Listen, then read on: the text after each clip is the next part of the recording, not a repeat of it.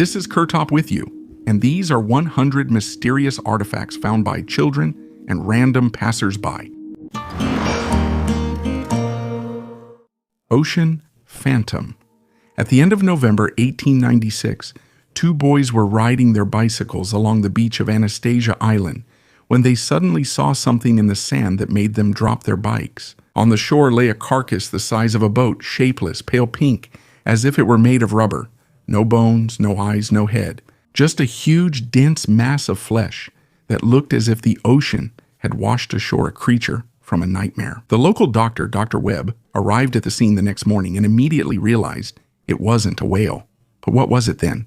The carcass was elastic, heavy, and by his estimate weighed about 5 tons. He decided that what they had before them was a gigantic octopus unknown to science. Later, the photographs were sent to the university, and Professor Verrill, the leading expert on cephalopods, at first confirmed the guess and then went further and named the creature a new species, Octopus giganteus. 6 horses dragged the carcass away from the water to prevent the waves from taking it, making it a local sensation. People came to see the Florida monster, as if it had stepped out of marine legends. But decades later, when the preserved tissue samples were studied under an electron microscope, everything fell apart. There was no giant octopus. The tissue was made up of pure collagen. It was whale skin, decomposed to a state where both the shape and the bones had disappeared. Today, scientists call such finds globsters, dense lumps of organic matter that the ocean washes ashore, turning an ordinary carcass into something resembling a mythical monster. Signs of the ocean. Oahu, Hawaii. At the Army beach of Waianae, the ocean once again pulled away a layer of sand, and at low tide, a long panel of 26 petroglyphs appeared. Anthropomorphic figures, lines, gestures. They had already been seen after the storms of 2016, but this summer the entire scene was revealed. About 35 meters of carvings on sandstone, in some places covered with bright green algae, so the outlines are visible right in the shimmer of the water. Dating is not simple. However, archaeological materials from the area point to around 500-600 kilometers, a time when the coast of Waianae was already inhabited and preserved its own ceremonies and correspondence with the sea. Local keepers of tradition read a ritual story in the composition. The main figure has one hand raised and the other lowered, as a sign of sunrise and sunset. 8 figures are clearly male. The rest have no definite gender characteristics, which may also be part of the narrative and not a carver's mistake. The beach here changes from year to year, and storm cycles literally turn this stone page, sometimes revealing it, sometimes hiding it. A vanished branch of humans. On a high plateau near Bogota, human remains about 6,000 years old were found. Ancient DNA was carefully extracted from the teeth and dense bones, purified from impurities, and compared with large databases. There was no match with modern peoples. The genetic fingerprint stands apart. This means that an independent group of hunter-gatherers lived in those places, which eventually disappeared from today's picture. Or they simply blended in without a trace. Either they left no noticeable trace or their line ended. Small groups are vulnerable to any changes. The climate and available game change, neighbors arrive, diseases or migration begin. Over a few centuries, the original picture is easily lost. In such cases, ancient bones preserve the trace, but among living descendants, it is no longer visible. It's important to focus on facts. This isn't about race or sensational headlines. The key is that migration flows took different routes with different outcomes. To understand the fate of this lineage more precisely, new samples from the same layers and neighboring areas are needed. Perhaps, further in time, distant kinship will be discovered. One thing is clear for now, not every human branch has survived to the present day. Here we manage to see traces of people who no longer exist as separate groups. Mini Stonehenge. In the English county of Derbyshire, near the town of Matlock, archaeologists discovered an ancient ceremonial complex from the Bronze Age, about 3,700 years old. This place turned out to be part of a large stone circle that had been hidden in the forest for a long time. And it all started with the curiosity of a 24-year-old student, George Bird, who became interested in a lone standing stone in the forest near his home. The stone, known as the Farlamore Standing Stone, about 2 meters high, was previously considered a solitary monument. But at Bird's initiative, researchers decided to carefully study the surrounding area. It turned out that the stone stands on top of a natural spring, whose water flows into the Bentley Stream and then into the Derwent River. At this place, traces of an ancient platform were found, which was probably used for rituals long before the stone itself was erected. This suggests that the place was revered for centuries and held great significance for Bronze Age communities, especially in connection with water. Archaeologists also discovered 5 more stones that previously stood upright. Together they formed an oval circle about 25 meters wide. This discovery added to the list of 25 known Bronze Age stone circles found in the Peak District, a region rich in ancient monuments, and confirms that ritual life in those times was much broader than just the famous Stonehenge. The Sumerian planisphere. In the 19th century, archaeologists were sorting through the library of King Ashurbanipal in Nineveh, and among thousands of tablets, they found a strange round piece of clay. It had sector lines and cuneiform writing on it. Later, it turned out that they were looking at one of the oldest star maps, created by the Sumerians about 5,500 years ago. The planisphere is small, but it is made carefully. It marks sections of the sky, the positions of celestial bodies, and notes about a rare bright object that was observed in that era. For the Sumerians, this was not an abstraction. Such tablets helped them calculate time, holidays, and agricultural cycles. People looked at the sky not for romance. They needed to know when to expect floods, storms, or the start of a season. And the most amazing thing is that this map is still readable today. Even after thousands of years, you can see how the ancient inhabitants of Mesopotamia tried to bring order to the night sky and make it understandable. This is a small object that shows how early people began to systematically study the world around them. 3 amazing artifacts. Archaeologists have made a discovery that could change our understanding of the history of ancient Egypt. Recently, the lost tomb of Pharaoh Thutmose II was found, an event comparable to the discovery of Tutankhamun's tomb in 1922. However, unlike the famous tomb of the Golden Boy, the tomb of Thutmose II was found to be heavily damaged. After the pharaoh's death, the chamber was flooded, and most of the relics were likely moved to another location. One of the key artifacts is fragments of alabaster vessels decorated with the name of Thutmose II. These vessels, shaped like a duck, were used in rituals and indicated the high status of their owner. The inscription on them helped confirm that the tomb really belonged to this pharaoh. Another important find is fragments of paintings that fell from the ceiling and walls. Researchers discovered that the ceiling was once painted blue and covered with stars, and the walls were decorated with texts from the Book of Amduat, an ancient Egyptian text describing the journey of the sun god Ra in the afterlife. Such images were found only in the tombs of pharaohs and high-ranking nobility. Another artifact found was a wooden rod, which could have been part of a spear or a ceremonial fan used for fanning the pharaoh. An inscription of the king's title on the shaft provided more evidence that the tomb was Thutmose II's. The Secret Wife, Berlin, Buch Castle Church. Under the floor, restorers found a single sarcophagus from the late 18th century. The carvings and gilding are hidden from prying eyes, as if the mistress had foreseen in advance that she would be sought even after her death. All the details match.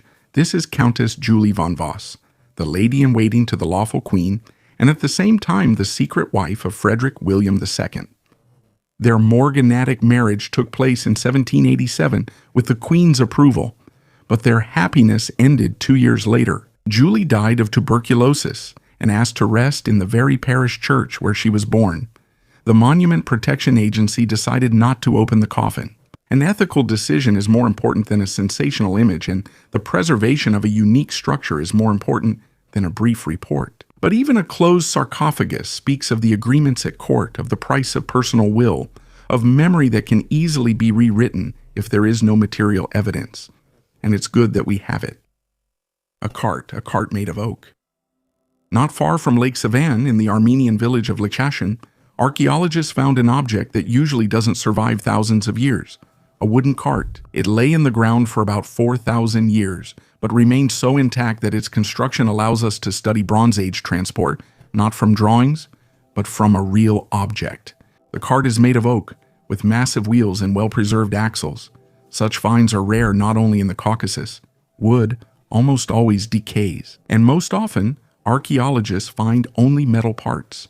But here, the entire shape has been preserved, which gives us an idea of what the carts of the local nobility looked like and how they were assembled. Elchashan is known for its large Bronze Age necropolis, and many rich burials included carts, weapons, and jewelry. Judging by the quality of the wood and the careful craftsmanship, the cart that was found also belonged to a person of high status. Most likely, it was part of the grave goods. For researchers, this find shows what transportation was like in the territory of Armenia and confirms that local communities actively used wheeled transport long before large states appeared here. Суровые реалии Древнего Египта. During archaeological excavations in Gotsi, at the ancient Egyptian gold mine, iron shackles about 2,200 years old were found. These heavy shackles became direct evidence of ancient accounts describing how cruelly people working in the mines were treated during the reign of the Ptolemaic dynasty. The shackles were discovered in a room that served as an ancient storage area. Inside, there were tools for processing ore, fragments of pottery, and 2 sets of shackles. One of them consisted of 7 ring locks connected by iron links, and the other had 4 links and damaged hoops. Their design is strikingly similar to the shackles found in the silver mines of Lorient in Greece, which suggests the transfer of technology and possibly forced labor methods from the Greek world to Egypt. Archaeologist Bérengère Redon noted that this discovery confirms ancient texts describing the fates of prisoners of war and criminals who were sent to forced labor. The mine in Gotse was active in the 3rd to 2nd centuries BC during a period of intense mining expansion under the Ptolemies. Residential houses, streets, and even baths were found on its territory. But behind the facade of organized life, harsh conditions were hidden. Interestingly, archaeologists also found tablets and shards with inscriptions indicating that some workers were paid while others worked under strict control. The mysterious harpy, the Queen of the Night relief, created around 1800 BC, is one of the most mysterious artifacts in Mesopotamia. Also known as the Burney relief, it depicts a winged goddess with bird-like talons instead of feet, standing on the backs of 2 lions. On either side of her are owls, symbolizing power over the darkness of night and the spirit world. The identity of the depicted goddess remains a subject of debate. Some researchers believe that this is Ishtar and Nana, the Babylonian goddess of love, war, and fertility. Others suggest that the relief depicts Ereshkigal, the grim mistress of the underworld and sister of Ishtar. The symbolism of the relief points to the power and supernatural strength of the goddess. The relief was probably a cult object associated with religious rituals or magical practices. Its rich detailing and monumentality speak to the importance of the deity's image in the beliefs of that era. Today, this artifact is kept in the British Museum. The Garmsar Salt Cave. In the Iranian district of Garmsar, there is a place that looks as if it was built by modern engineers. Huge stone columns, even walls, and a vault disappearing into the darkness. But all of this was carved out by hand back in the times of the Achaemenid Empire. About 2,500 years ago, salt was mined here. The workers extracted layer by layer, leaving massive salt pillars between the excavated areas, natural supports without which the cave would have collapsed. This method of extraction is rare, because usually in ancient times the mines were small, but Garmsar is a huge multi-kilometer system, created even before the Hellenistic era. The salt here was used not only for cooking, it was used in medicine, for preserving food, in the household, and even in religious rituals. That's why the extraction was carried out carefully. They cut it in straight lines, leaving a geometry that looks almost unreal today. The cave has 27 shafts, some of which go dozens of meters deep. And the most amazing thing is that it is still completely stable. The salt columns have withstood time, earthquakes, and changes in humidity. The cave has become a tourist attraction. People come to see the underground city that doesn't need cement or metal beams. The Spanish bronze barrel. Archaeologists have discovered the oldest firearm on the mainland of the United States. The Spanish bronze barrel was found in Arizona and is believed to have belonged to members of Francisco Vázquez de Coronado's expedition. The expedition, which took place from 1539 to 1542, was the first attempt by Europeans to cross the Great Plains. But its results turned out to be insignificant, and Spain abandoned further plans to develop these lands. The find is a cast bronze barrel, 106.7 centimeters long and weighing about 18 kilodars. This weapon, similar to a culverin, could fire grape shot or small cannonballs. It was discovered during the excavation of an adobe structure in the settlement of San Geronimo III, where the members of the expedition were located. According to researchers, this weapon was highly valuable and was left in working condition. Archaeologists believe that it was abandoned during an attack by Native Americans on the settlement in 1541. This unique artifact became important evidence of the use of advanced technologies of that time by Europeans in North America. The man in the fox skin, Uluchak Hoyuk, Western Anatolia. 9 centimeters of clay and a very specific image. The man is not naked. A fox cloak with a turned-out collar and hanging strips of fur lies on his shoulders. The modeling is smooth, the firing is clean, the edges are defined. Created by skilled local hands, the choice of a fox is clear. No mysticism needed. In Anatolian culture, it stands for warmth, hunting, and leadership. On the pillars of Göbekli Tepe, fox pelts cover the lower parts of the figures, between monuments, centuries, and distances. But the meaning is the same. The clothing is a sign of role. Here, status is read not by the body, but by what is draped over the shoulders. A household one, the base is trimmed, which means it stood on a stand. The small chips show that it was picked up and moved around. It lived indoors, not buried in the ground for centuries. For Uluchak Hoyuk, these are typical traces of ochre on such items.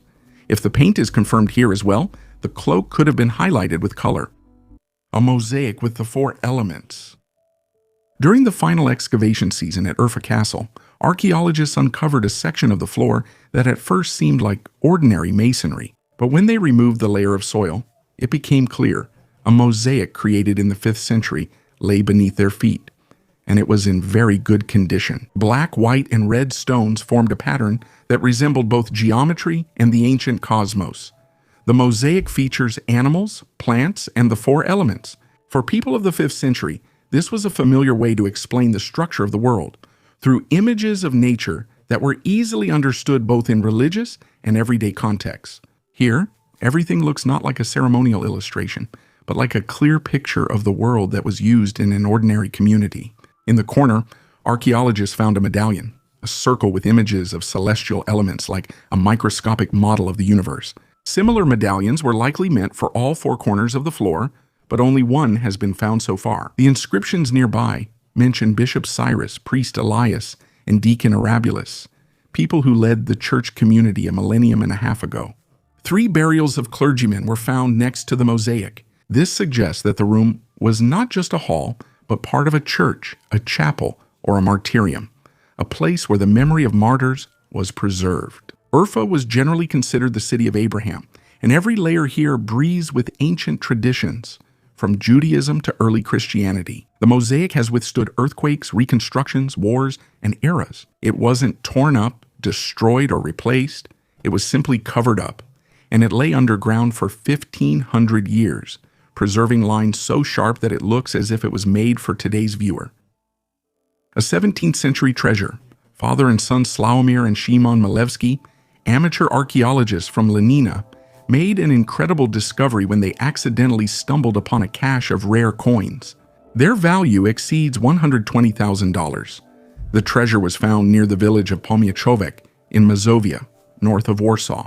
The Malewskis were searching for an ancient Roman road, but instead they found 17 silver coins from the 16th and 17th centuries. The coins belong to 2 types, thalers and patagons.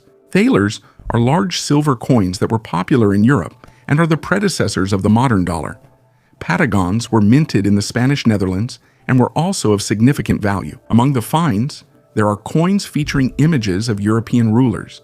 For example, a 1630 thaler with the portrait of King Sigismund III, Vasa of Poland, from Sweden. Other coins, such as the 1623 thaler, were minted for only a couple of years and are rare today. The most likely theory about the origin of the hoard is connected to the Russo-Polish War. It's possible that a soldier lost his pay or a merchant hid the money to protect it from robbers. There was an inn nearby where, according to archaeologists, people often buried valuables before visiting. The site of the Great Battle. In the Tollens Valley, Germany, archaeologists discovered one of the oldest battlefields in Europe, which is about 3,250 years old.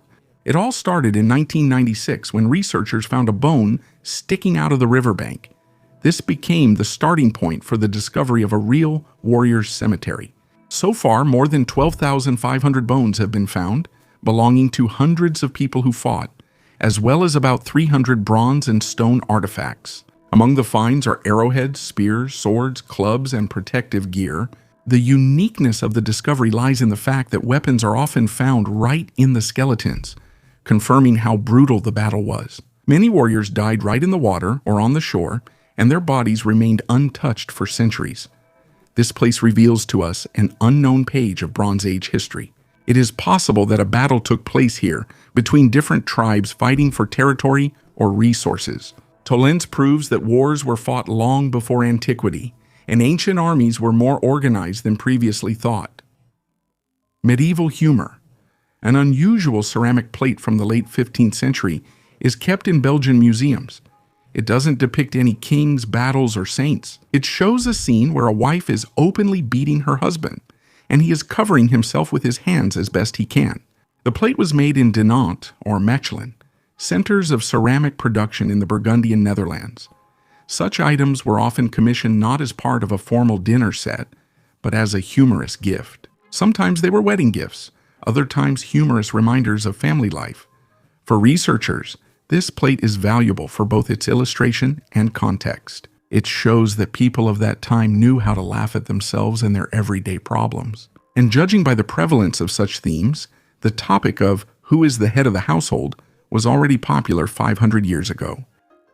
Ice Age art. The mammoth from the Alb-Danube region in Germany is one of the oldest examples of Ice Age art, dating back about 35,000 years. This miniature figurine is carved from mammoth ivory, which in itself is a testament to the skill and artistic sensibility of prehistoric people. The artifact, discovered in the 1930s, became an important link in the study of early human art. The uniqueness of this piece lies not only in its age, but also in its level of detail. There are notches visible on the surface of the figurine, possibly symbolic or decorative, which add an air of mystery to the artifact. They may be early examples of communication or spiritual representations of ancient people. Archaeologists suggest that such figurines may have been used for ritual purposes, serving as hunters' talismans or symbols of luck. The mammoth, symbolizing strength and endurance, probably played an important role in the worldview of primitive tribes. A chest of gold in concrete. During renovations at one of the villas in Vienna, workers discovered an incredible treasure. Under the concrete floor of the basement, they found a chest with 30 kilograms of Mozart gold coins. Their value is estimated at 2.3 million euros. A construction worker first spotted the mysterious string sticking out of the concrete but chose not to touch it. Later, a plumber arrived at the site who, intrigued by the discovery, dug up a metal box. Now, according to Austrian law, he is entitled to a third of the treasure, or possibly even half, since the rest will go to the homeowner. It is believed that the gold was hidden in the concrete before World War II. For the plumber, this turned out to be a real stroke of luck. But for the builder who missed the chance, it was clearly unfortunate. The first frozen man. In a steel vessel where the temperature is constantly minus 196 degrees, lies a man who has set science at odds with death. His name is James Hiram Bedford, a professor of psychology, and in January 1967 he made a choice that sounded like madness to most people. The doctors had literally 7 minutes after his heart stopped to check the protocol. The artificial respiration machine supplied oxygen to his brain. His veins were filled with dimethyl sulfoxide instead of blood. His body was placed on dry ice and then transferred to a Dewar vessel with liquid nitrogen. From that moment, his biography turned into an experiment lasting decades, not about immortality, but about a bold challenge to time. Is it possible to stop life, and where does personality end? Bedford's capsule moved between storage facilities, survived lawsuits from relatives, and pressure from the insurance company. His son transported it on a trailer, and in the early 90s, Alcor specialists took the body out for inspection. The face looked younger than his 73 years. Some areas of the skin had lost their color.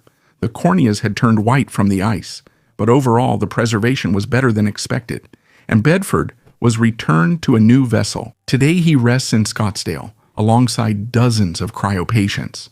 The story isn't over yet. Ahead lies only the storage protocol and a long wait. Since then, cryobiology has come a long way. Crude freezing has been replaced by vitrification, dimethyl sulfoxide has been archived, and tissue destruction by ice crystals is now prevented by precise control of cooling and warming. No one promises resurrection tomorrow, and to be honest, the most pressing question isn't even about a cure for cancer, but whether neural connections will survive that long period. This is what gets to me. One human life has voluntarily become an experiment for future generations, so that we can finally answer what death really is, a switch being turned off, or a long pause that can be rewound. Gold fallen from the rainbow.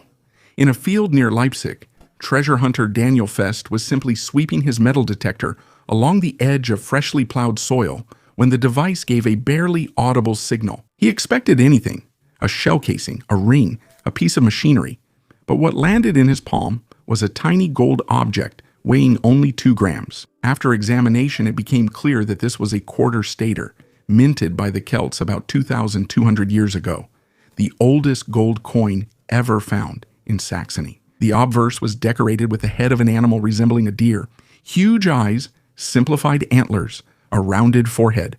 On the reverse, a torque with thickened ends, a star, and a central sphere. These motifs point to northern Bohemia, meaning the coin arrived in the region long before any Celtic authority appeared here. Such items were carried as a symbol of status, a talisman, or a store of wealth among the elite. And the very fact that the coin ended up so far from Celtic territories speaks of powerful trade connections that stretched across Central Europe long before Rome. And it has an almost fairy tale name. Coins of this shape are called rainbow cups, Regenbogenschüsselchen. According to legend, they appeared where the rainbow touches the ground. Farmers found them in fields after rain, thinking gold had actually fallen from the sky. The Sword of Islam. This sword, known as the Sword of Islam, was created as a symbolic ceremonial weapon and presented to Benito Mussolini in 1937 in Tripoli. The goal was to demonstrate the support of his regime by the Muslims of Libya, which was then under Italian control. Mussolini readily accepted this gift and even used it in propaganda, presenting himself as a defender of Islam. It aimed to boost Italy's influence in North Africa and the Middle East. The sword stood out for its luxurious design. Inlays, intricate engraving, and oriental motifs emphasized its status not as a weapon, but as a political symbol. However, the fate of this sword turned out to be dramatic. In July 1943, when Mussolini's residence in the Rocca delle Caminate was destroyed and looted by fighters of the Italian resistance movement, the sword disappeared without a trace. It is still unknown whether it was destroyed, hidden, or taken away. The Sword of Islam remains in history as a rare example of how a weapon can be used not for war, but as a tool of ideology, and as an artifact that disappeared along with the fall of the regime that tried to use it to strengthen its hold on power. The most secret campaign on Earth. Attempts to resurrect woolly mammoths raise many questions. Scientists around the world believe that attempts to resurrect ancient giants are kept under the strictest secrecy. The participants in this work do not disclose any details, which seems suspicious. The greatest progress in this field is being made by the American company Colossal Biosciences. They managed to insert several mammoth genes into the DNA of rodents and produce woolly mice. The next step is editing the genome of elephants to create a hybrid that is as close to a mammoth as possible. However, even if the experiment is successful, questions arise about the survival of such animals in the modern environment. The North has changed, and their return could unpredictably affect the ecosystem. One of the project's researchers admitted that cloning the mammoth is a topic that's easy to get funding for. This raises doubts about whether the revival of mammoths is truly possible, or if it's just a money-attracting scientific myth. Buried Ferrari. In the backyard of an ordinary house in Los Angeles, Under a layer of earth, they found not a treasure of gold coins, not an ancient tool, and not the remains of old equipment, but an almost new Ferrari Dino 246 GTS. The car was buried at a depth of just a few dozen centimeters, with all the openings carefully wrapped in plastic and towels, as if they intended to preserve it, not to hide it. Detectives expected to find corpses or drugs inside, but the interior was empty, just traces of time and perfectly preserved parts of the sports car. A check of the number showed the Ferrari was stolen 3 years ago, the owner received insurance, and the case was closed. But why would anyone bury such a car? Later, one of the detectives admitted there were no kids who accidentally found the car. An informant told us where to dig, hoping to cut a deal. The investigation revealed that the car thieves planned to sink the car in the ocean, but liked it so much they hid it to retrieve later. However, as we know, they never returned. The insurance company sold the unearthed car at a closed auction. The new owner fully restored it. Treasures of the Third Reich. On the popular British show, Antiques Roadshow, a visitor brought what he believed to be a rare Leica camera, decorated with Olympic rings, an eagle, a swastika, and the date 1936. He was sure that the device was connected to the Olympic Games in Berlin and was a valuable Nazi artifact. However, the show's expert, Mark Alum, who specializes in antique cameras, came to an unexpected conclusion. The camera turned out to be a fake.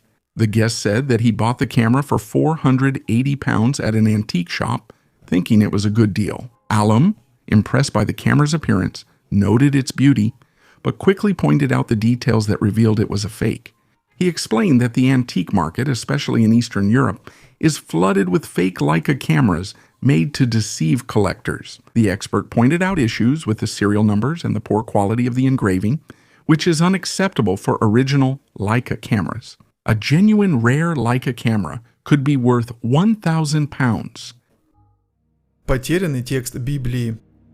In Turkey, archaeologists found a unique 5th century amulet depicting King Solomon defeating the devil. An ancient Greek inscription is engraved on the 1,600-year-old bronze pendant. Our Lord has defeated the devil. This artifact may be connected to a lost biblical text that speaks of Solomon's magical power. Sources claim that during the first 5 centuries, there was a text called the Testament of Solomon, which was not included in the canon. In this text, Archangel Michael gives Solomon a magical ring that allows him to control demons. The discovered amulet confirms that Solomon was seen not only as a wise king, but also as a fighter against evil. The artifact was discovered among the ruins of an ancient military structure in modern Edirne. The amulet probably belonged to a soldier who believed in Solomon's magical protection. On the reverse side of the pendant, the names of the archangels are engraved: Azrael, Israfil, Gabriel, and Michael. This symbolizes protection from evil, uniting the traditions of different religions. Azrael is known as the angel of death in Judaism and Islam. Israfil is the herald of the end of the world, blowing the trumpet on Judgment Day. Gabriel and Michael are widely revered in Christianity, the former as God's messenger, the latter as a spiritual warrior. All these names enhance the protective meaning of the amulet. The Solomon amulet is not just a historical find. It demonstrates how legends and religious traditions intertwine across different eras. The figure of Solomon unites 3 world religions, remaining a symbol of wisdom and strength. A few kilometers from Baghdad among the sands stands a huge structure that from a distance looks like a natural rock. But this is the ziggurat of Dur-Kurigalzu, a temple tower built by the Kassite kings more than 3,400 years ago. Once this was the capital of the dynasty that ruled Babylonia for almost 4 centuries. The city was founded by King Kurigalzu there. Its appearance was no accident. A major route passed nearby, connecting Mesopotamia with the Iranian plateau and the regions where lapis lazuli was mined. Dur-Kurigalzu covered about 225 hectares. It was protected by a massive wall and consisted of several mounds where residential quarters, temples, and utility complexes were located. The main building was a huge ziggurat dedicated to Enlil. Today, only its inner part, the brick core, remains of the tower. The outer layers have been destroyed by time, wind, and rain. Because of this, scientists have been able to observe construction details rarely preserved elsewhere. Erosion has revealed layers of reed mats and bundles that ancient builders placed between the bricks to reinforce the structure and compensate for ground subsidence. In the 19th century, travelers confused the ziggurat with the remains of the biblical Tower of Babel, which only added to the site's air of mystery. In the 1940s, archaeologists cleared the lower levels, and in the 1970s, Iraqi authorities reconstructed part of the first tier in an attempt to stop the destruction. Today, Dur Kurigalzu is in a fragile state. It is not collapsing instantly, but it is slowly crumbling and needs preservation. The fate of the ancient city depends on the stability of the region and the ability to attract specialists. Artifacts of El Toro, known as El Toro Online, include stone and bone objects, books made of slabs with embossed covers, masks, figurines with almond-shaped eyes, and tablets with unknown writing. They are allegedly found on the hills of El Toro in Mexico, and the total number of items is said to be anywhere from several thousand to up to 20,000. Some of the artifacts are indeed made skillfully, with neat carvings and repeating motifs. On the other hand, there are no published excavation reports with coordinates, stratigraphy, associated ceramics, and laboratory datings that would allow us to distinguish genuine antiquities from modern forgeries. Artifacts from El Toro are often placed alongside the Ica stones from Peru. It's also a massive collection, also features themes of out-of-place knowledge, and there's also controversy surrounding their authenticity. There are expedition reports from enthusiasts and even mentions of laboratory tests surrounding El Toro, but it never gets to verifiable publications in specialized journals or official museum attribution. Until there are proper reports and datings, it's just a big pile of privately owned items. Beautiful, varied, but unsuitable as a source for ancient history. And one more important clarification. Don't confuse the Mexican El Toro with the Spanish cave Cueva del Toro. The Spanish site is classic archaeology. Layer, context, datings, publications, even studies on bone double-pointed tools, and Neolithic economy. That's what an evidence base looks like, and that's exactly what the Mexican El Toro lacks. Surrounded by two goddesses. In 1908, archaeologists made a stunning discovery. 4,500-year-old statues of Pharaoh Menkora hidden in the sands of Giza. These statues have been preserved in almost perfect condition, demonstrating the highest skill of ancient Egyptian sculptors. Menkora was not just a ruler, but the builder of one of the great pyramids. And here he is depicted surrounded by two goddesses. To the left of the pharaoh stands Hathor, the goddess of love, motherhood, and the sky, symbolizing protection and divine patronage. On the right is a female figure representing one of the nomes of Egypt, emphasizing the importance of the king as the unifier of the country. These compositions not only glorified the pharaoh, but also emphasized his connection with the gods. The sculptures of Menkori are among the most impressive examples of ancient Egyptian art. They lift the veil to the past, allowing us to see how the Egyptians perceived power, divinity, and royal grandeur. The iron cages of Münster. On the spire of St. Lambert's Church in Münster, 3 metal cages hang. Tourists often mistake them for decorative elements, but they are a real part of 16th century history. In these cages, after execution, the bodies of the leaders of the Münster Rebellion of 1534 to 1537 were displayed. At that time, the city came under the control of a radical Anabaptist movement. Its leaders, John of Leyden, Bernd Knipperdolling, and Bernhard Krechting, introduced new laws, established a new order, and kept the city under siege. After the fall of the Münster Commune, all 3 were executed publicly, and then their bodies were placed in these cages to show the rest of Europe what happens to such uprisings. Over time, the remains were removed, but the cages were left. They were repaired several times and moved higher, but the meaning remained the same. This is a direct, honest artifact from that era, without softening the edges. Now they seem like something from a museum, but in the 16th century, it was a clear warning to people, visible from any corner of the city. These cages have survived wars, reconstructions, and changes of eras, and they still hang on the bell tower as one of the most unusual reminders of European religious conflicts. The return of the brain to life. In 2019, a team from Yale University received pig brains right after slaughter. 4 hours had passed. Then the samples were connected to a closed system. Pumps slowly circulated a warm solution with oxygen and protective components through the vessels. The task was simple in wording but complex in essence, to sustain tissue that had already crossed the boundary of our usual understanding of death. After a few hours, the vessels began to allow the flow of solution again. The cells resumed their metabolic activity. Neurons maintained an electrical charge and responded to local stimuli. This is not resurrection. There was no organized brain activity. It was further suppressed with medications. The researchers did not cross the ethical line and did not attempt to induce consciousness. The main conclusion is clear even to a child. Death is not a single moment, but a sequence of different stages. Individual functions fade one after another, and some of them turn out to be reversible if the tissue structure is not destroyed. That is why in cryobiology, it is not freezing at any cost that matters, but preserving the structure of connections without ice and ruptures. The more carefully the tissue is preserved, the higher the chance to restore basic processes later. Experiments show that the process of dying is stretched out over time. Cells have a short window when they still hold on and respond to stimuli. If you prevent ice crystals from destroying the membranes and support the environment, functions gradually return. That's why the main priority now is preserving the tissues. So later, there will be something to restart.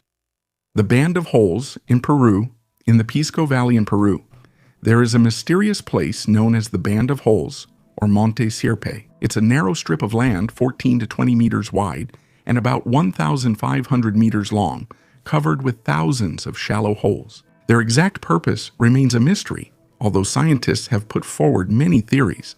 The site first gained fame thanks to an aerial photograph by Robert Shippey, published in the 1930s in National Geographic.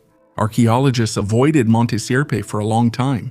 It was only in the 1950s that Victor von Hagen studied the pits and suggested that they were empty graves, estimating their total number at 5,000.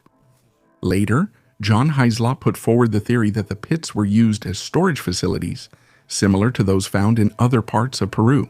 Each hole is about a meter in diameter and up to a meter deep. They are made in different ways.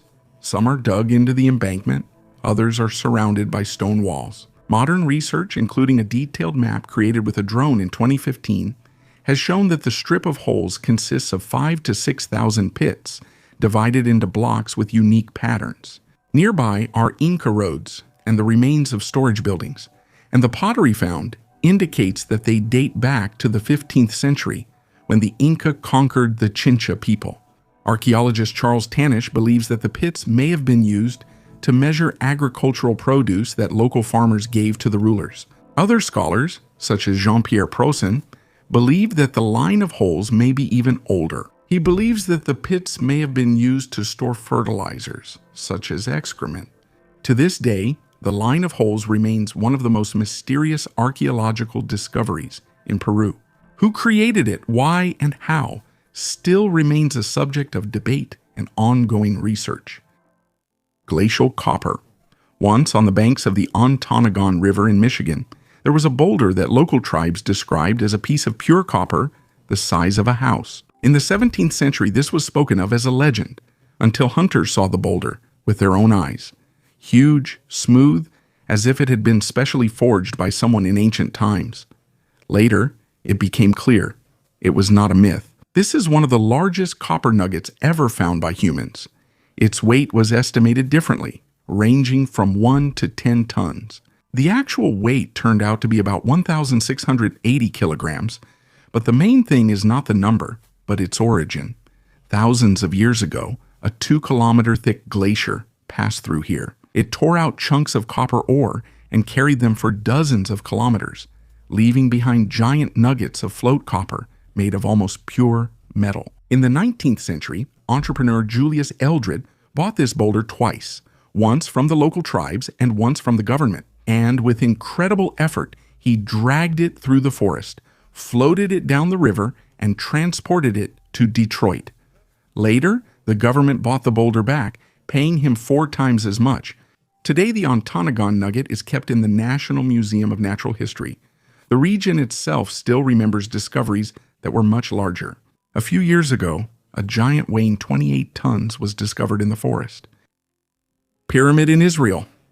In the Judean desert near the Dead Sea, archaeologists stumbled upon a mysterious pyramid-shaped structure about 2,200 years old, built from massive hand-hewn stones, each weighing hundreds of kilograms.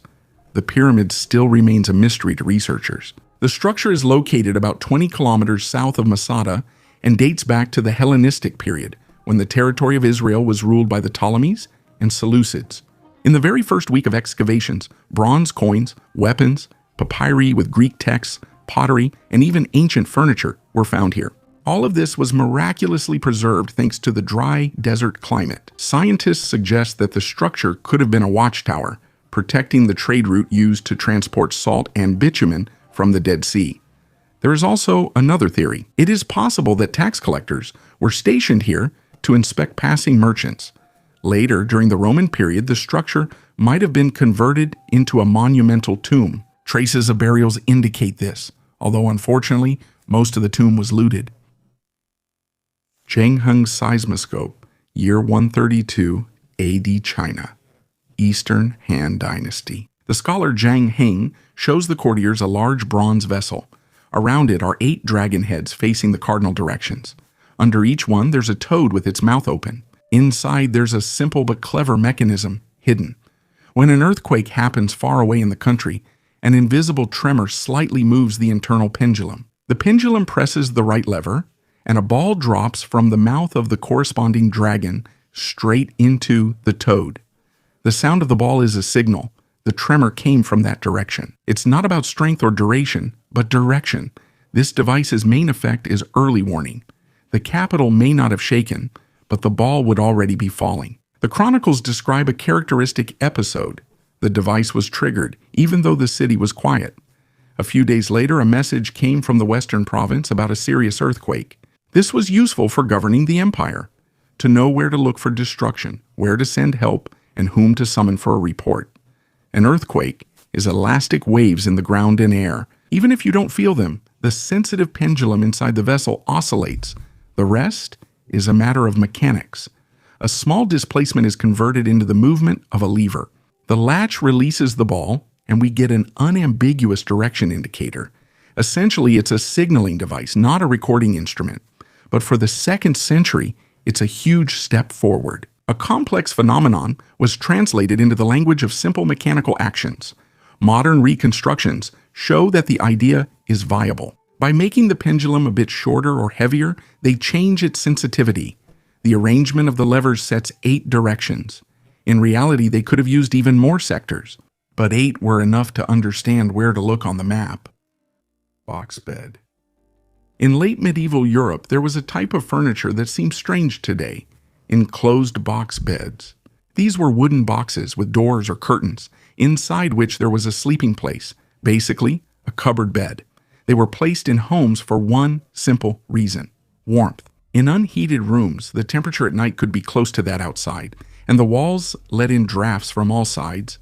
The enclosed bed retained a person's warmth, turning the small space into a cozy little home. Sometimes it was so warm inside that even babies were placed there so they wouldn't get cold. These beds were made from solid wood and decorated with carvings or ornaments. In wealthy homes, they blended with the decor. In ordinary homes, they looked like simple wooden boxes. People usually slept there half-sitting, a position considered healthier and more comfortable. An enclosed bed was considered a sign of wealth.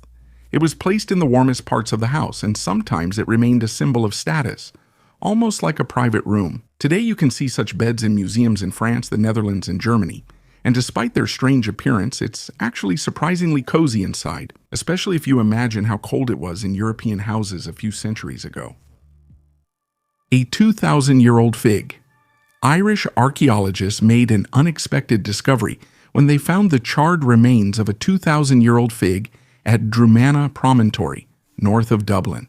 This find became important evidence that the Roman Empire, which had previously considered Ireland unreachable, still influenced its culture. Drumana Promontory was a key point of contact between Ireland and England, which was under Roman rule. Among the finds made by researchers from University College Dublin, the fig turned out to be the most surprising. The fruit's seeds confirmed that it was brought to the island at a time when such exotic fruits were considered a rarity.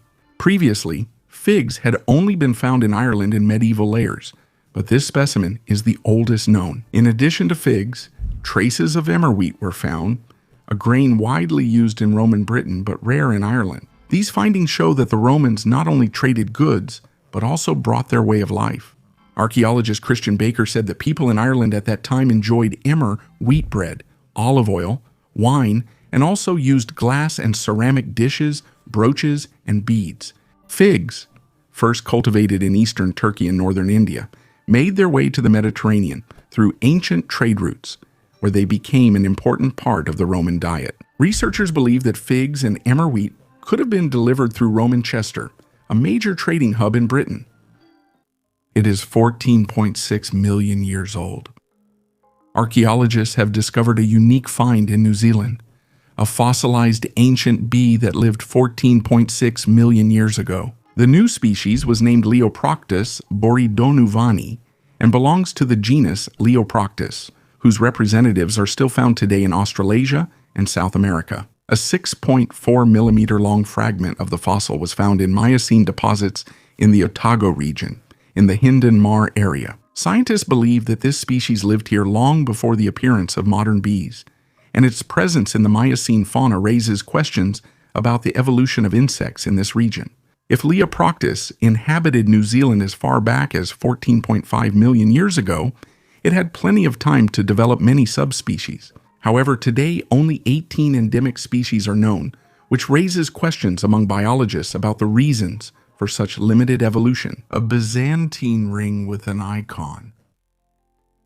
Not far from Malatya, archaeologists found a small ornament that dates back to the late Byzantine period, a ring with a miniature carved icon. It ended up in the ground about 1,000 years ago, but it looks as if it was just taken off someone's finger. The ring is made of bronze with an inlay of soft stone. There is a micro-engraving on the stone, the figure of a saint, a raised hand in a gesture of blessing, the folds of the clothing, even the outline of the halo. All of this is smaller than a fingernail. Such rings were worn as personal protection, almost like a pocket icon. People believed that even a small image could protect them on the road, in battle and in sickness. This specimen is almost undamaged. Even the side walls with the pattern have remained intact. Judging by the place where it was found, the ring was lost by a person who lived or traveled near the fortress that stood here in the 11th century, perhaps a merchant or a soldier. On Byzantine roads, such items were often lost, but usually they were destroyed. A special detail: the engraving is so finely done that modern restorers had to make a copy under a microscope to fully understand the scene. Such miniatures were often worn away after just a few decades of use. The 2,500-year-old helmet and the Dacian treasure. This golden helmet is one of the most famous artifacts of the Dacian culture, dating back to around 450 BC. It is known as the helmet from Kotsofanest and is considered not only a work of ancient jewelry art, but also a symbol of power and ritual strength. Decorated with eyes, snakes, and mythological scenes, it may have belonged to a priest or a chief who played a sacred role in Dacian society. The helmet seems to look at enemies, instilling fear and protecting its owner. On January 25, 2025, this helmet became the victim of a daring robbery. At the Drents Museum in Assen in the Netherlands during the Dacia exhibition, several unique exhibits were stolen from the Land of Gold and Silver exhibition, including this helmet and 3 royal Dacian bracelets. All the items came from the National History Museum of Romania. The loss of these artifacts was a real blow to cultural heritage. Giant stone sarcophagus. This sarcophagus belonged to the powerful pharaoh Ramesses III, who ruled Egypt during the 20th dynasty. It is a true masterpiece of ancient Egyptian sculpture and ritual art. The huge stone coffin is covered with carefully engraved symbols and scenes from the Book of the Dead, which were meant to help the pharaoh pass through the afterlife and achieve eternal life. On its side walls are depicted protective goddesses, such as Isis and Nephthys, spreading their wings, symbolizing divine patronage and protection. The hieroglyphic inscriptions tell about the deeds of Ramesses III and his connections with the gods. Interestingly, this sarcophagus was reused by the priest kings of the 21st dynasty, which shows when royal tombs were being reused in a later era. Today, this great sarcophagus is kept in the Louvre, where thousands of visitors can see it. An untouched tomb with ornaments. During the excavations in the northern part of Budapest, archaeologists came across a stone sarcophagus that looked as if it had been sealed just yesterday. No signs of break-in or attempts at reuse, a rarity for the Roman Empire of the 4th century, where tombs were often opened and reused. Here, however, the lid was sealed so securely that no one doubted archaeologists were in for a surprise.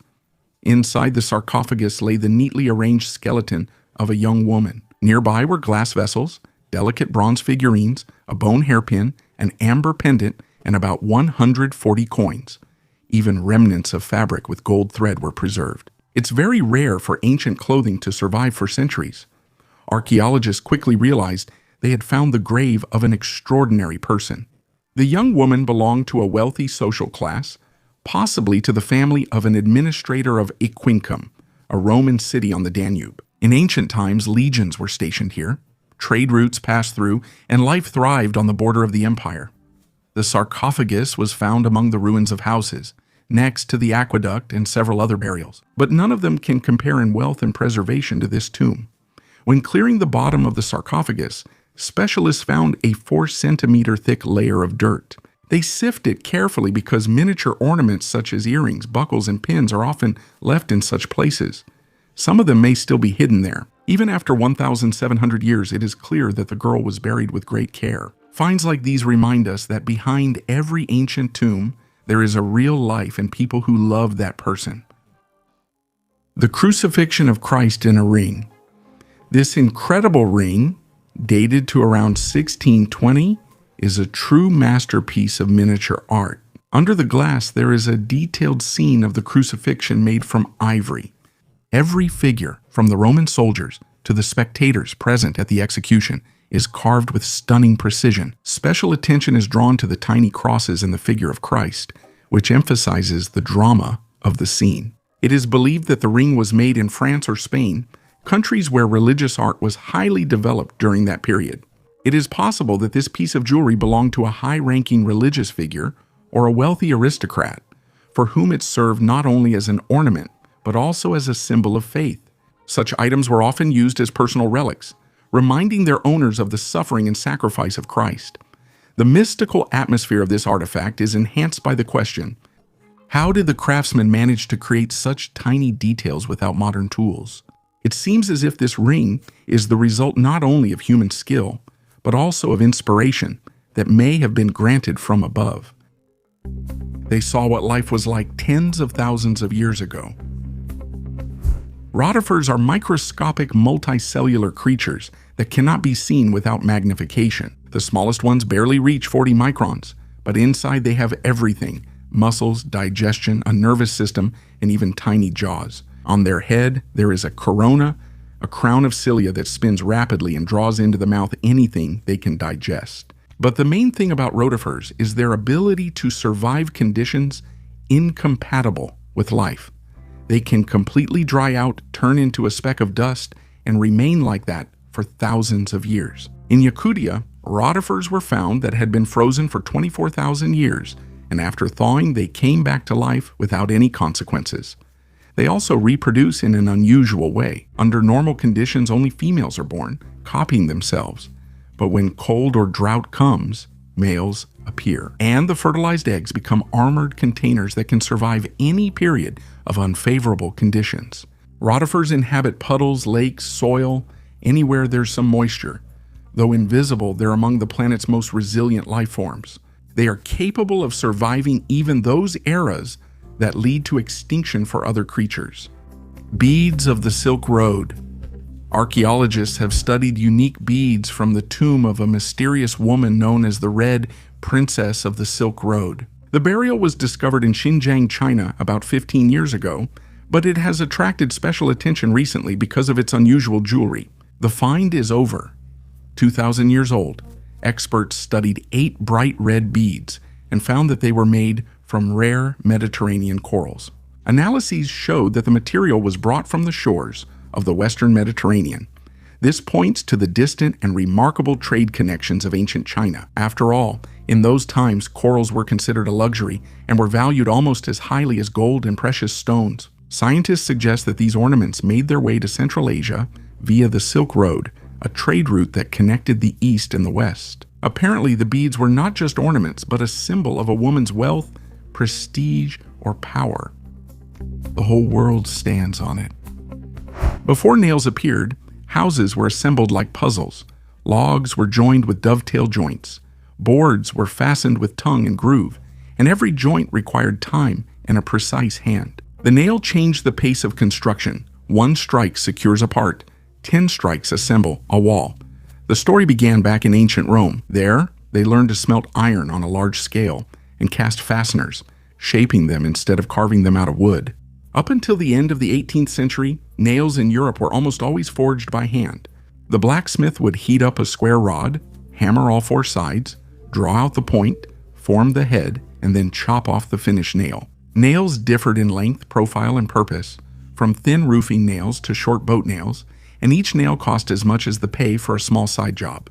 A revolution happened at the end of the 18th and the beginning of the 19th century. Machines appeared that cut iron strips into blanks, and with a single strike, they formed the head. Nails became cheaper and mass-produced, sold by the sack instead of individually. Then steel, made by the Bessemer process, appeared. Instead of soft wrought iron, there was now a strong, uniform material.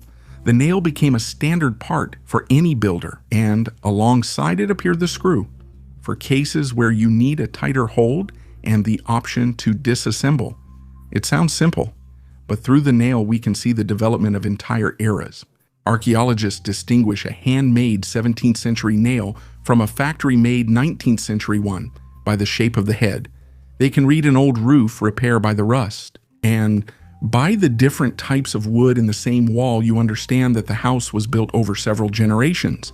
And yes, the nail didn't replace ancient techniques.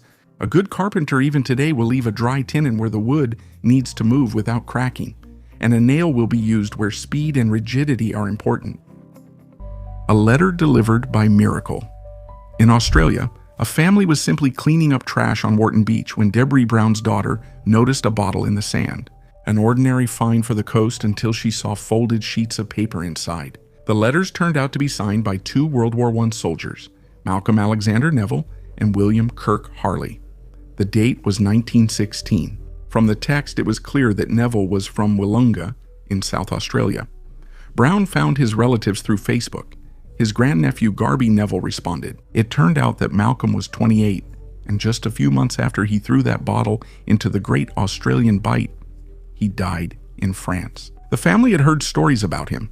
Then, a century later, they unexpectedly received a letter from the beach. Relatives of the second soldier, Harley, were also contacted.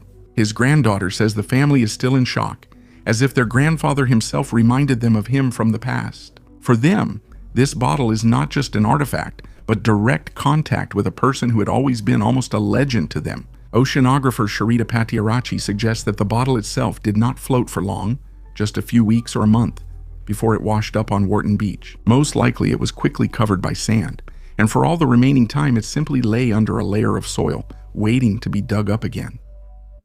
A miniature wonder.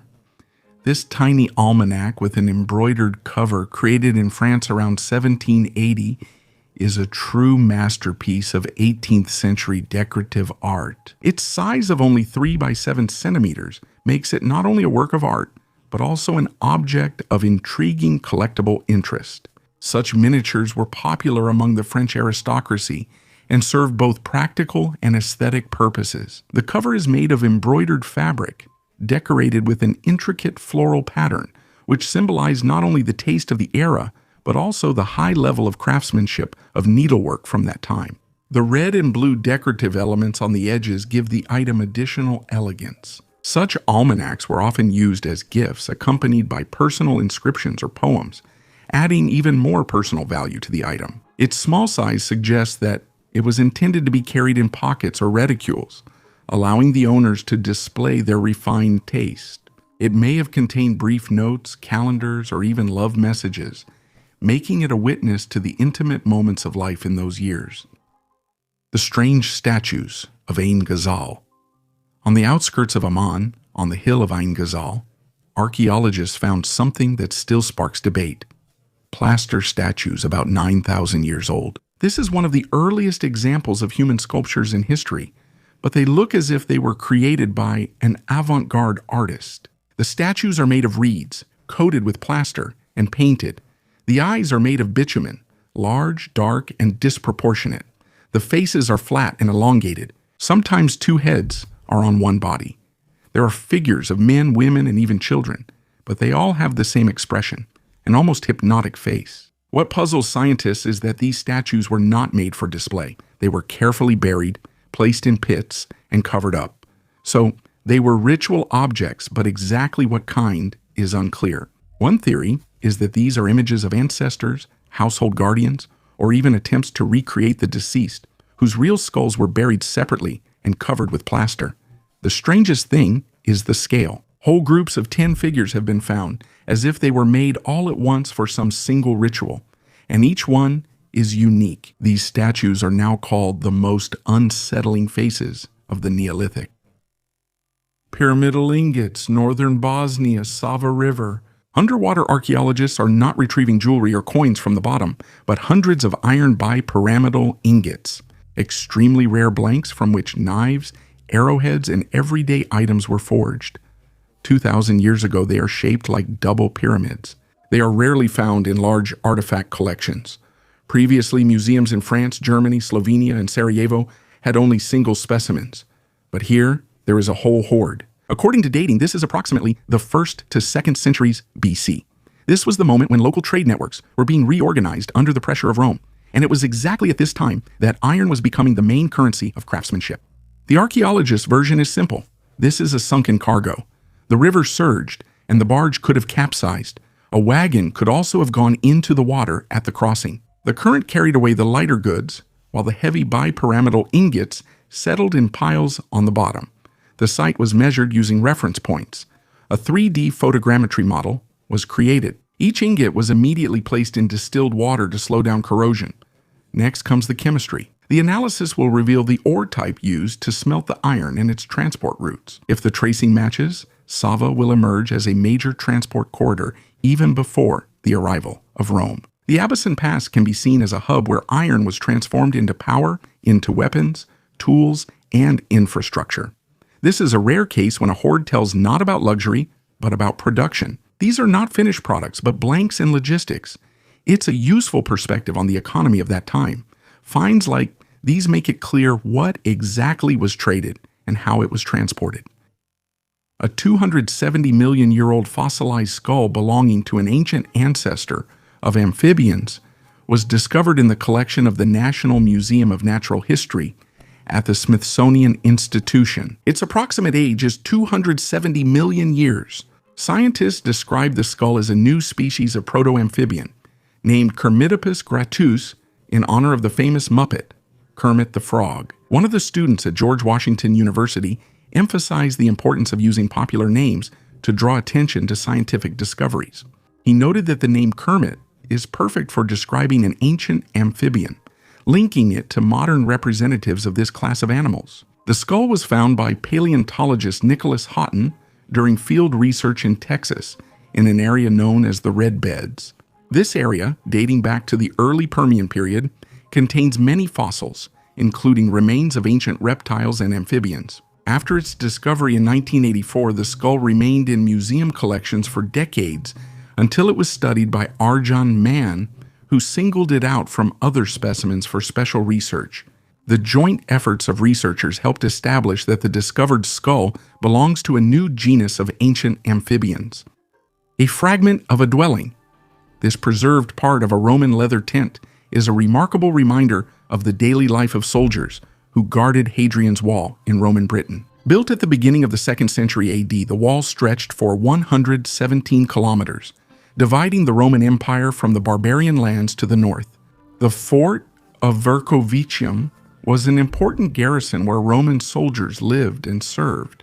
The tents were made from dozens of goat skins, carefully sewn together to withstand the harsh conditions of Britain's northern climate. Each contubernium, a group of 8 soldiers, used one such tent.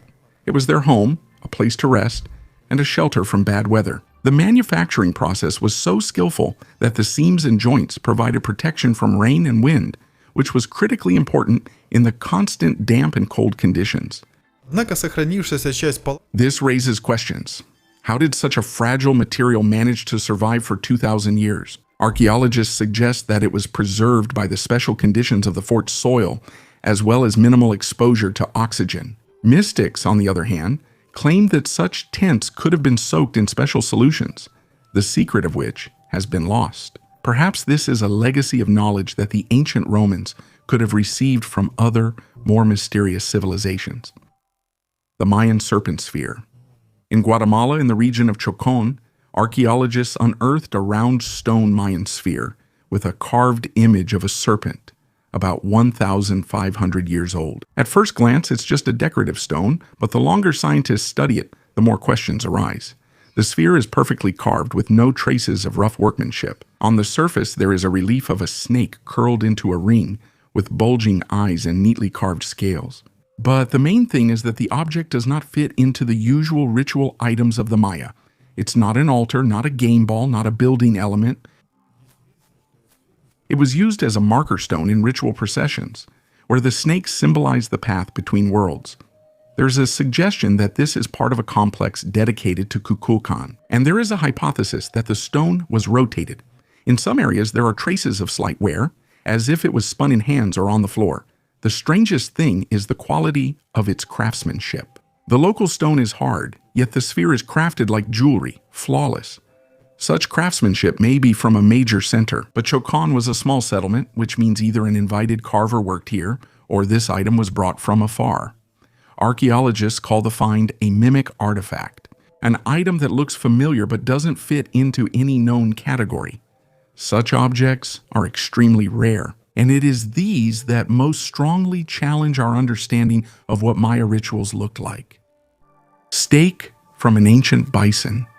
In 1979, gold miners in Alaska stumbled upon what they first thought was an ordinary piece of rock.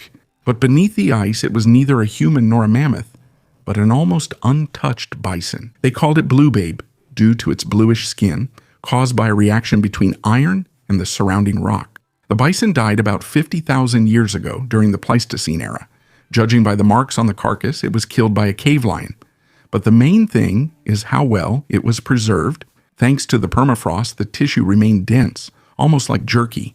The hair, muscles, and skin were all intact. This was the first specimen of a steppe bison in history to be recovered in such a condition. When the research was finished, the project leader, paleontologist Dale Guthrie, decided to celebrate with a dinner. He took a small piece of meat from the neck, stewed it with onions, carrots, and spices, and served it to his colleagues.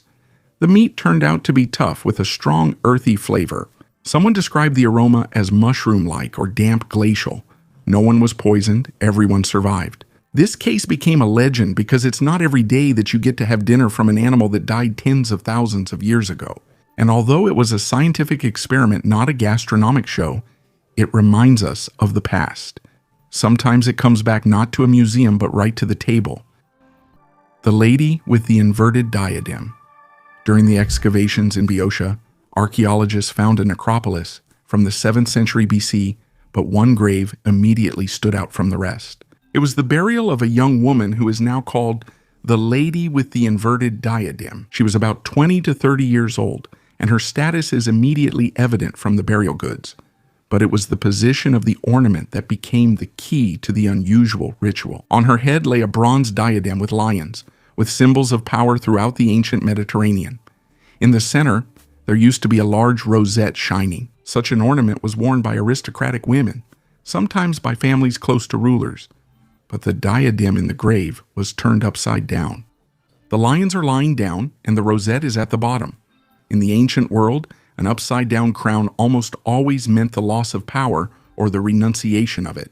Archaeologists believe that the woman might have belonged to a family whose political power was fading at a time when hereditary rule was becoming a thing of the past, giving way to aristocracy and new forms of government. In the grave, they found 2 large fibulae, a necklace with a pendant, an ivory ornament, bronze rosettes, earrings, bracelets, and spiral rings on almost every phalanx, a collection that emphasizes her high status. Nearby was the burial of a young girl with a similar diadem, indicating that they were related.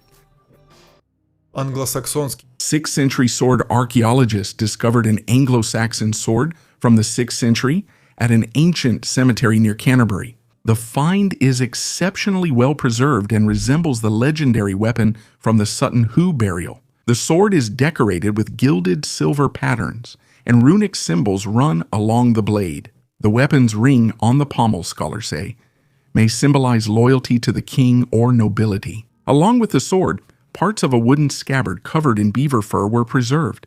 A gold amulet showing a serpent or dragon was also found in the burial. Such ornaments usually belonged to noble women or were passed down as cherished family heirlooms. Excavations show a clear distinction between male and female burials. In men's graves, weapons and armor predominate, while in women's graves, brooches, buckles, and jewelry are more common. There are also artifacts of Scandinavian and French origin among the finds, indicating the cultural connections of the Anglo-Saxons. So far, 12 graves have been studied, and there are still about 200 burials ahead, which may contain equally valuable finds. The archaeologist disappeared. In the early 20th century, British archaeologist Archibald Bell worked in Egypt, studying the pyramids of Giza. In 1925, he suddenly disappeared right at the excavation site. The team searched for him for a long time, but without success. According to rumors, Bell went to explore a previously unknown tunnel inside the Khufu pyramid, but never returned. A few weeks later, Egyptian workers accidentally stumbled upon a hidden passage in one of the pyramid's corridors. There, they found Bell's body with a notebook in his hand.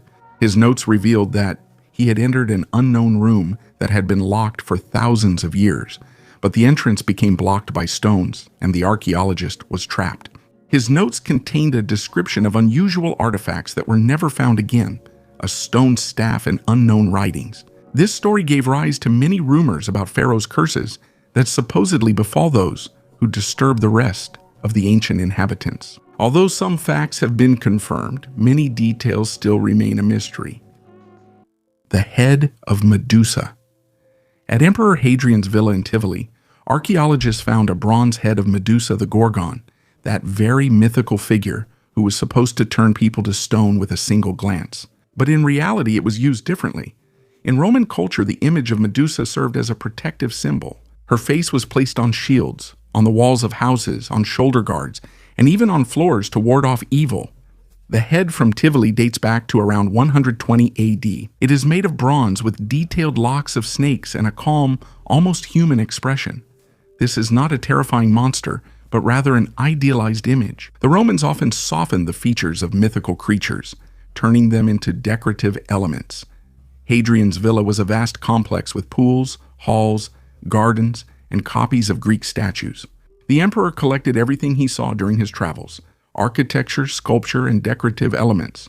The head of Medusa probably decorated one of the halls or the facade, fitting into the overall program of the villa, where Greek myths were combined with Roman taste.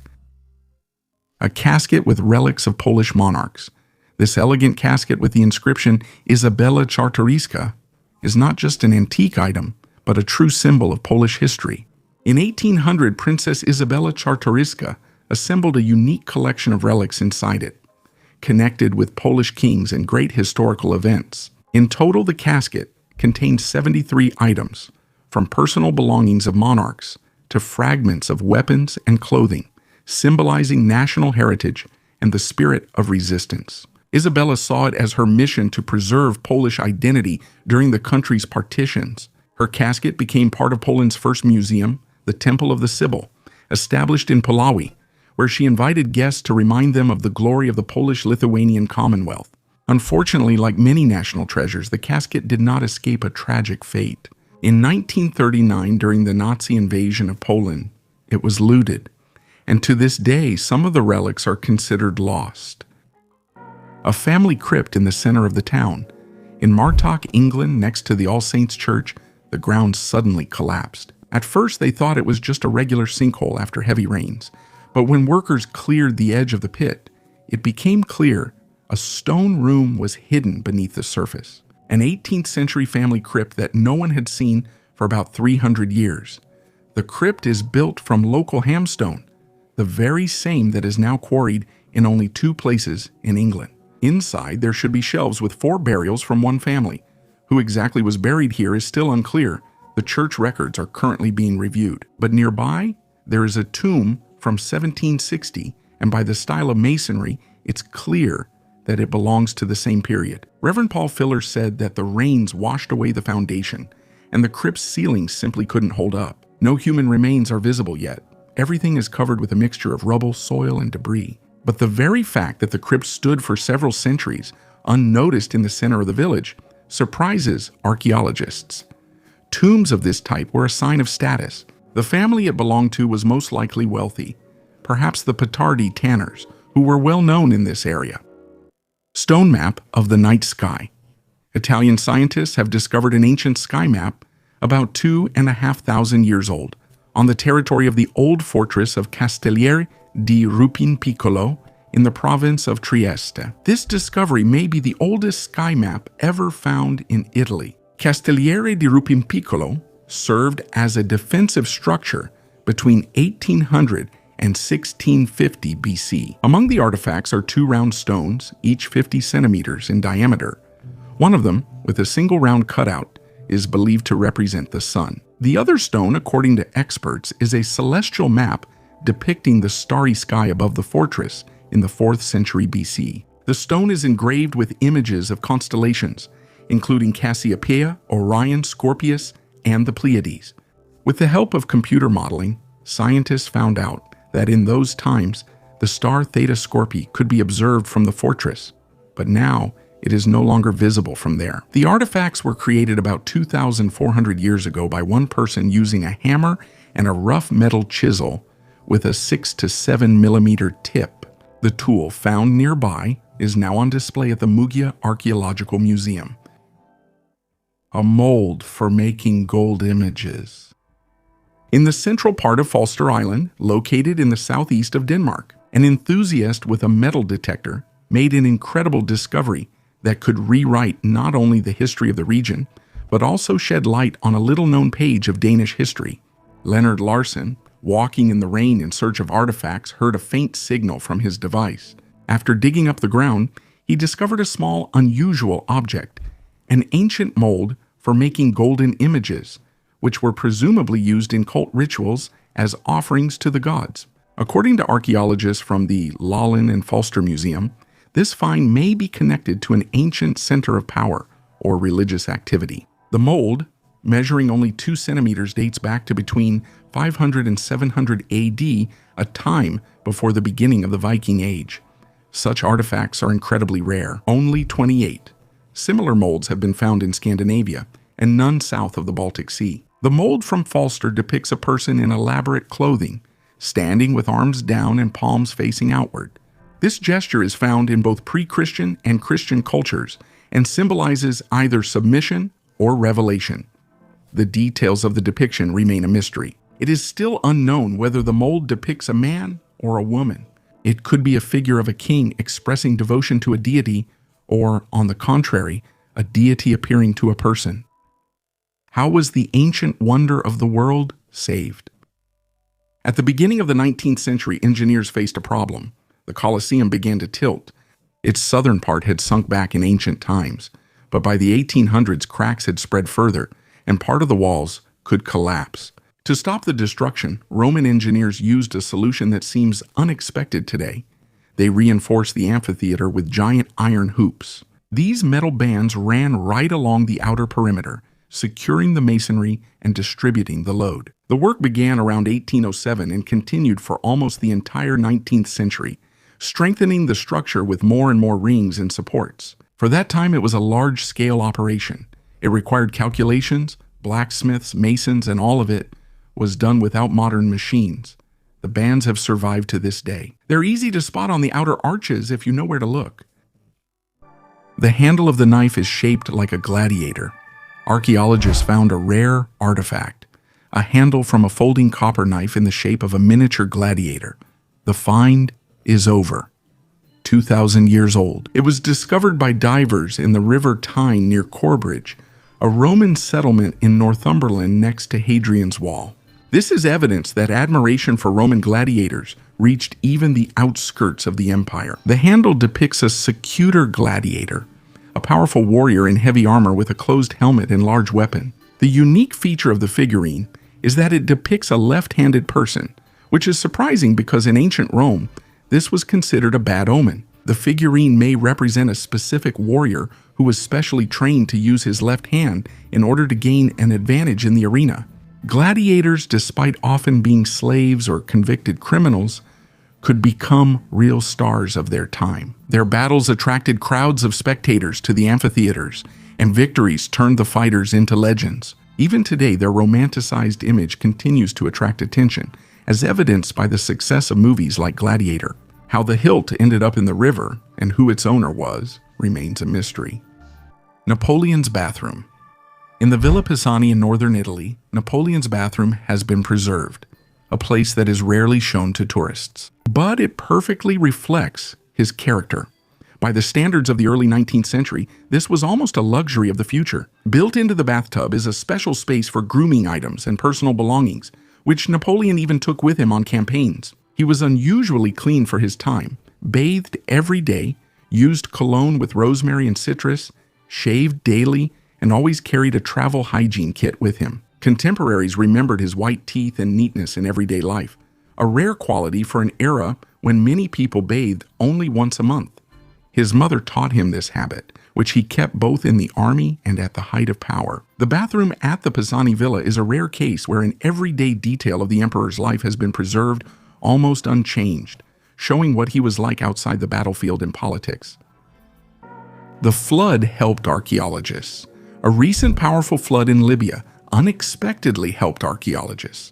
After Storm Daniel flooded the ancient city of Shahat, the water washed away the soil and revealed an amazing artifact, an ancient tombstone from the time of the Greeks. It is made of limestone and has been perfectly preserved to this day. This discovery has become a real gift for archaeologists, since Shahat, ancient Cyrene, was a major scientific and cultural center of the Hellenistic and later Roman world. The philosopher Eratosthenes, who was the first to measure the circumference of the earth, once taught here, and the city itself was famous for its temples, theaters, and libraries. Right after the discovery, the Libyan Department of Antiquities formed a specialist team to protect and study the monument. The slab is now in the hands of experts who have already confirmed its authenticity. In the near future, archaeologists plan to uncover the details of the inscriptions, which may reveal more about the life and people of ancient Cyrene. The discovery has caused legal problems. The sword, dated to approximately 850 AD, sheds light on the turbulent period of conflict between the Anglo-Saxons and Vikings in the territory of Great Britain. One day, while exploring the River Cherwell in Oxfordshire, Trevor Penny was expecting to find metal debris. However, his magnet caught something different, an ancient Viking sword, dated to approximately 850 AD. The relic was retrieved from the river in November of last year. Covered in corrosion and deposits, the sword regained its original appearance thanks to the joint efforts of Penny and local archaeologists. This discovery takes us back to the turbulent times in England's history when the country became a battlefield between the Anglo-Saxon conquerors and the Danish Vikings. The era was full of battles, including the Viking raid at Plymouth and their defeat by the Anglo-Saxon forces led by King Athelwulf of Wessex and his son Athelstan. Later, Penny faced questions about the legality of magnet fishing and ownership of the artifact. Problems arose with the landowner and the river trust, which prohibited magnet fishing. To avoid going to jail, Penny agreed to hand over the sword to the museum. This raises the question, did the amateur archaeologists really break any laws? Or did the authorities just want to take away the ancient artifact? Share your thoughts in the video comments below. A disease that killed in a day. In the historical chronicles of the Middle Ages, there is an epidemic that is rarely remembered today. Sweating sickness, or the English sweating disease, appeared suddenly, spread rapidly, and just as suddenly disappeared. The disease acted with frightening speed. Less than a day often passed between the first chills and death. The symptoms started suddenly: headache, aches in the neck and shoulders, and fever. After a few hours, the body would be covered in sticky sweat. Cramps, dizziness, and sometimes hallucinations would appear. People would simply lie down and fall asleep, and by morning they wouldn't wake up. If a person survived the first 24 hours, their chances of survival increased dramatically. The first outbreak occurred in 1485, right after the Battle of Bosworth. Then there were new waves in the years 1507, 1517, 1528, and 1551. The disease struck during the warm season, hardly affected Scotland and Wales, and for some reason, it more often targeted the upper classes, dukes, mayors, and clergy. Even Henry VIII was so frightened that he constantly moved between residences, trying to avoid infection. The origin of the disease is still not completely clear. Modern researchers consider hantavirus, the genus of viruses carried by mice, to be the most likely cause. The symptoms match, and so does the seasonality. Another hypothesis is about arbovirus, which is transmitted by mosquitoes or ticks. Food poisoning or fungi are mentioned less often. In the 17th to 19th centuries, a similar disease appeared in France, Picardy sweat. It was milder, and the mortality rate was not as high, but the symptoms resembled the old sweating sickness. This leads some historians to think that the disease may not have disappeared, but simply changed its form. Sweating sickness was an epidemic that rapidly swept through Europe with little explanation. Even today, no one can say for sure what exactly killed thousands of people or why the disease disappeared so suddenly. I want to thank you for watching this video until the end. Goodbye, everyone, and see you in the next video.